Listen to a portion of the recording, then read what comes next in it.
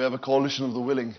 Well, welcome everyone to the last panel for today, but obviously not the least interesting, because we'll be discussing something that's pretty much on everyone's mind these days, and it's the situation in Syria.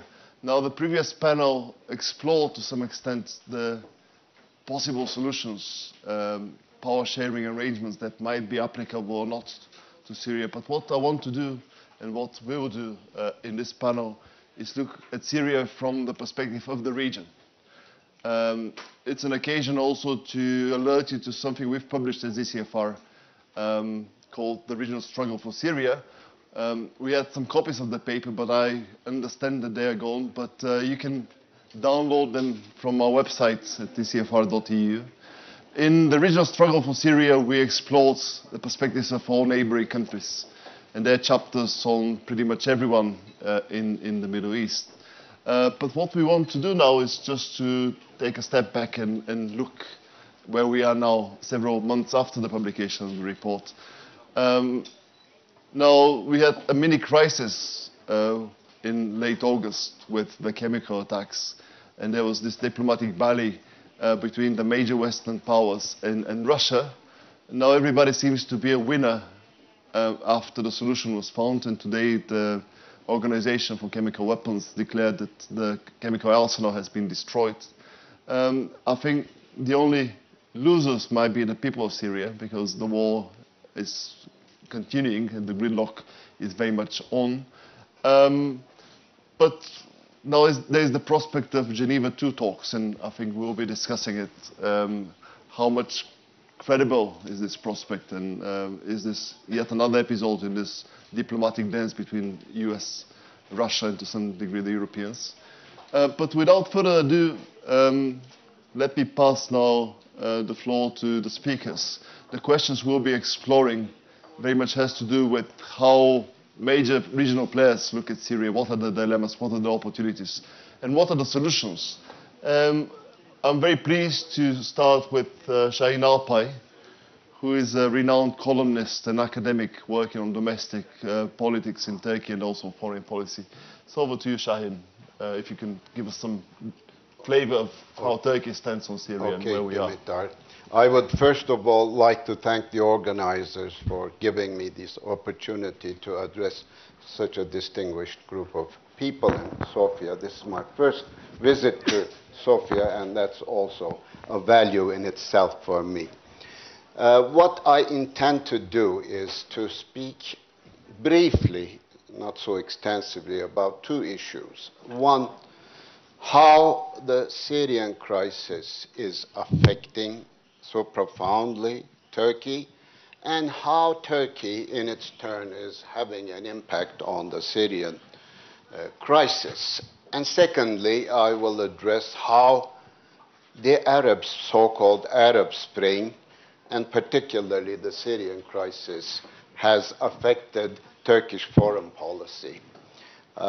First of all, let's take a look at the ways why Turkey is the most profound, perhaps, I shall say perhaps, I believe it is the most profoundly affected neighboring country to Syria. First of all, we have a 920 kilometers long border. I don't think any other neighbor has such a long border, a border which perhaps has not been controlled, is not being controlled as properly as it required.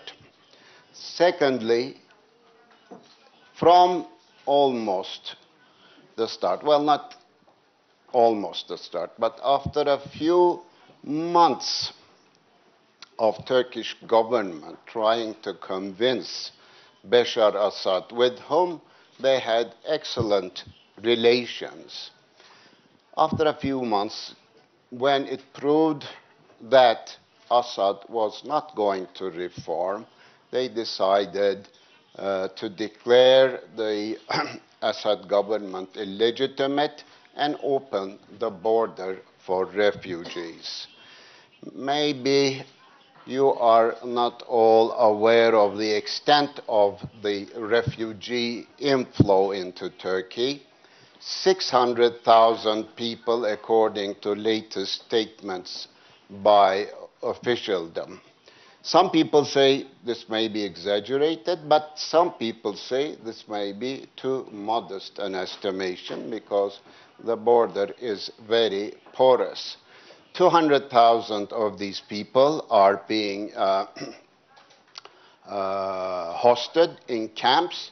The other 400,000 have spread all over the country, with particular concentrations in Gaziantep and Istanbul, of all places. It's estimated that 100,000 people from Syria are now living in Istanbul. Of course, Turkey has a large population, 75 million people now. Maybe 600,000 you would regard a drop compared to 75 million, but that 600,000 is quite a lot.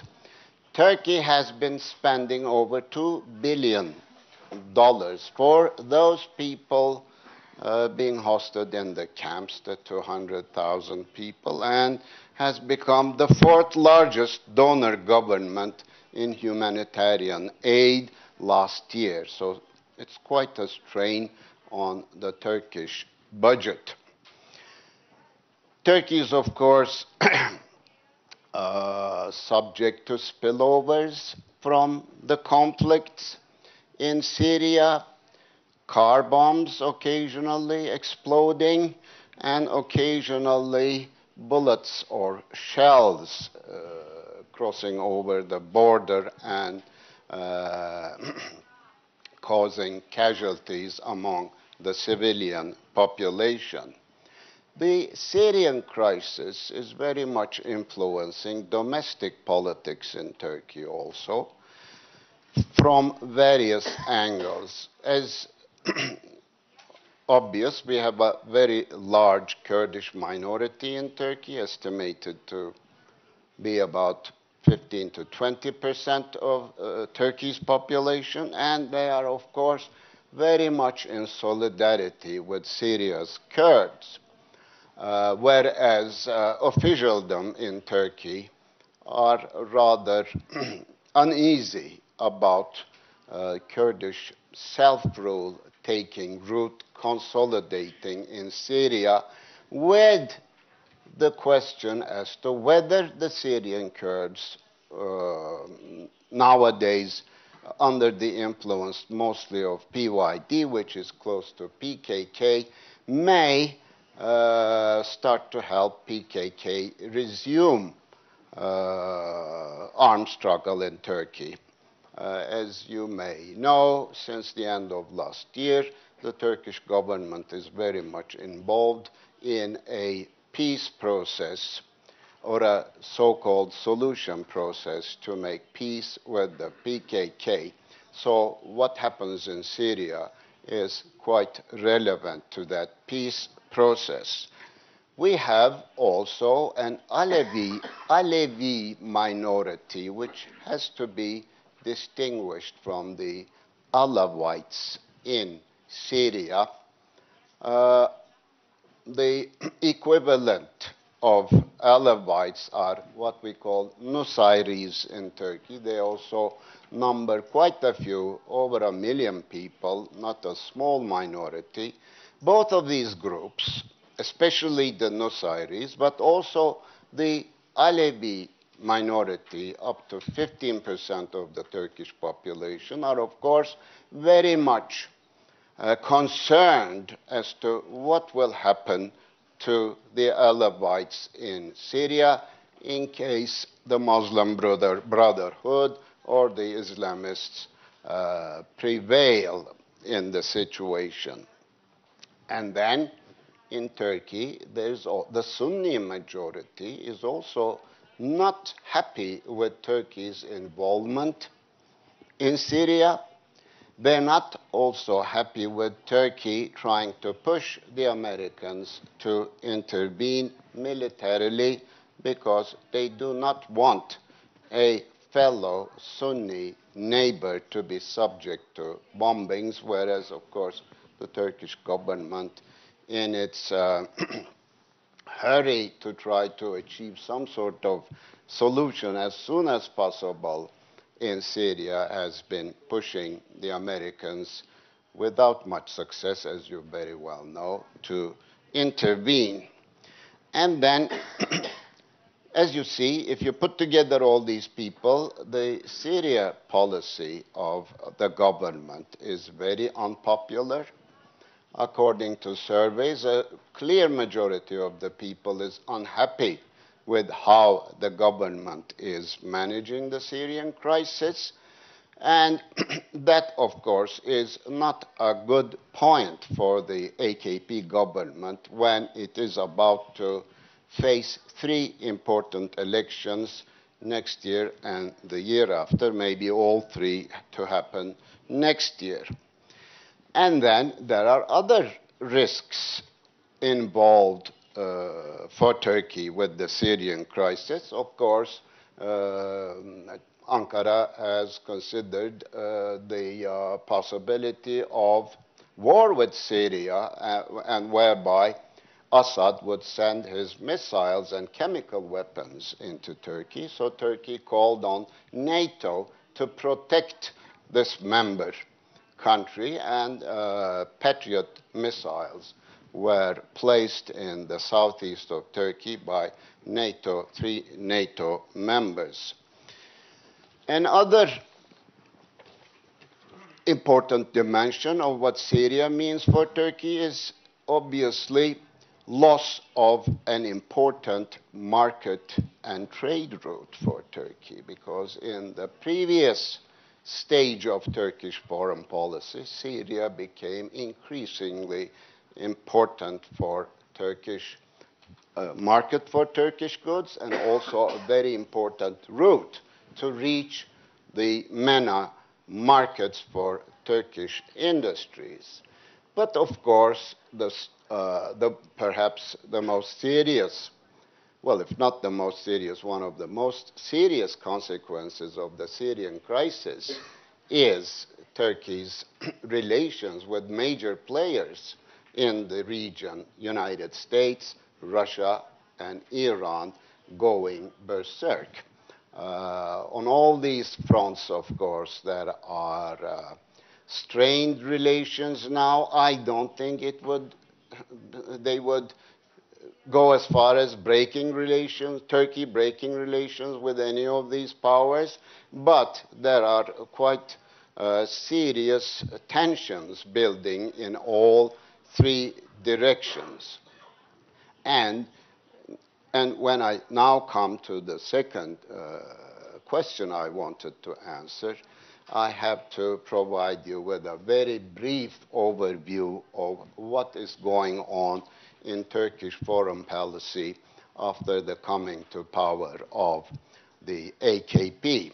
AKP is not an Islamist party. It is not a moderate Islamist party. It is not whatever adjective you add in front of Islamist adjective. It is not an Islamist party. It has its roots in the Islamist movement in Turkey, but these guys, which is very remarkable, of course, on a global scale, have redefined themselves and have produced a new political platform. The nearest you can call them is perhaps religious nationalists. But Islamists, as is known to everybody, at least are in favor, at least in partial implementation of Sharia law. They are against Westernization. They would like to have the Muslim world united under one leadership. So none of these issues have been ever raised with the AKP. AKP has been very popular. It won the elections in 2002, first with only 34% of the vote. because they proved to be an alternative. What I gather from Bulgaria, for example, the Bulgarians are looking for an alternative. So were the Turks looking for an alternative at the end of the 20th century or turn of the 21st, and these people who now call themselves conservative Democrats came out with the most liberal ever political and economic program in Turkish history and got 34% of the vote. And because of economic and political reforms they adopted, they were able to raise their share of the vote up to 47% in 2007 and 50% in 2011. And the major explanation for this explosion of the vote for AKP is, of course, the economy. During AKP's decade rule, average income in Turkey has tripled from about 3,200 to close to 11,000 US dollars. So that is the reason why they are in power. Now, what they do, I have just 2 minutes to summarize what is going on in Turkish foreign policy. They introduced a new paradigm to Turkish foreign policy. Prior to them, it was the Kemalist foreign policy, which meant that we tried to integrate as deeply as possible in the Western world, and we avoid all sorts of involvement, especially with the Muslim world, especially with the Arabs.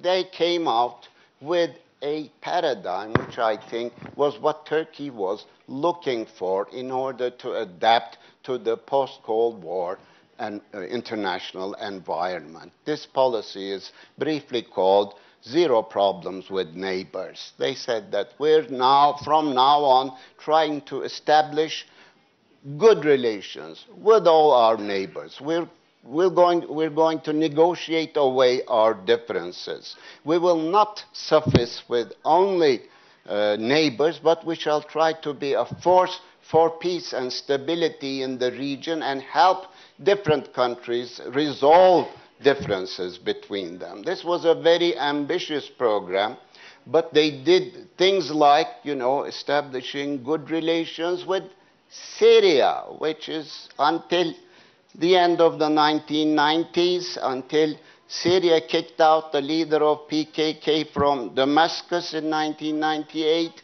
Syria and Turkey was in terrible terms. But gradually, this policy led to, Syria becoming a very important trade partner, and then the border opening, the visa requirement being lifted, and even joint military exercises and personal relationship between Assad and Erdogan. This, of course, policy applied to the entire MENA environment. This meant that Turkey's economy improved. The share of Europe went down relatively, whereas MENA's share went up.